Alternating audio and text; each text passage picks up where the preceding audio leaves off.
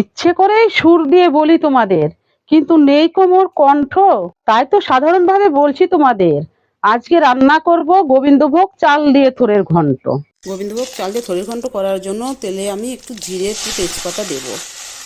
এবার আলুগুলো দিয়ে সুন্দর করে নেড়ে চেড়ে লাল করে ভেজে নেব। এবার একটু আদা, জিরে ও লঙ্কা বাটা দেব। এবার কিছুক্ষণ নেড়ে চেড়ে নিয়ে ভিজিয়ে রাখা গোবিন্দভোগ চাল দেব।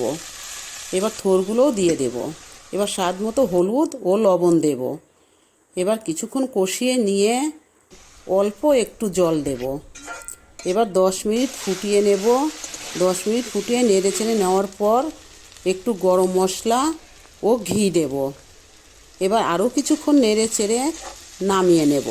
রেডি গোবিন্দভোগ চাল দিয়ে থোড়ের ঘন্ট। এইভাবে রান্না করে খেয়ে দেখবে বন্ধুরা, বারবার খেতে ইচ্ছে করবে।